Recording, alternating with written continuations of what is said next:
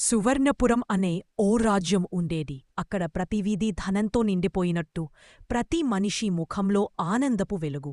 ఈ రాజ్యాన్ని పాలించేది ధైర్యవంతుడైన రాజు సింహబలుడు. అందరికీ మణిమాణిక్యాలు, వజ్రాల నగలు, బంగారు అలంకారాలు. వృద్ధులు సంతోషంగా జీవించేవారు. చుట్టుపక్కల రాజ్యాల్లో సువర్ణపురం అంటే శ్రీ సౌభాగ్యం అని ఆ పొగడ్తలు రాజు మనసు ముంచాయి. గర్వంతో పొంగిపోయాడు. ఇంకా గొప్ప రాజ్యం చెయ్యాలి అని సంకల్పించాడు. తన ధనాన్ని ప్రజలకు పంచాడు. పెద్ద పెద్ద భవంతులు కట్టమని ఆదేశించాడు. అప్పరు పల్లెల్లోని పొలాలను వదిలేసి పట్టణాల్లోకి వచ్చారు. ఎక్కడ చూసినా బంగారు తలుపులు మెరిసే భవనాలే కనిపించేవి. కాని కొన్ని నెలలు గడిచాక ఒక చిన్న సమస్య మెల్లగా పెద్దదైంది. అన్నం లేదు, బియ్యం లేదు, పండ్లు లేవు, కూరగాయలు లేవు. రైతులే మాయమయ్యారు.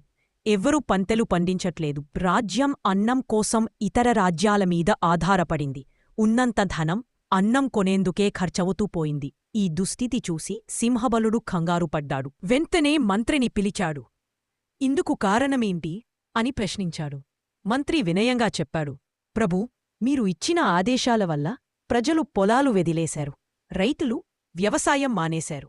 వ్యవసాయం లేకపోతే అన్నమెలా వస్తుంది? అప్పుడు సింహబలుడికి ఒక్కసారిగా అర్థమైంది. నిజమైన సంపద బంగారం కాదు, పంటలు అని తెలుసుకున్నాడు. ఆ వెంటనే రాజు కొత్త ఆదేశాలు ఇచ్చాడు. ప్రతి ఇంటి దగ్గర తోట పెట్టుకోవాలి.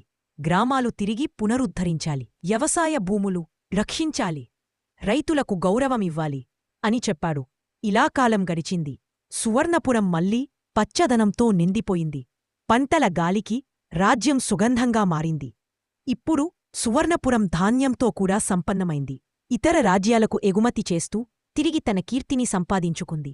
నీతి నిజమైన సంపద రైతుల పంటలే రైతు రాజ్యానికి వెన్నెముక.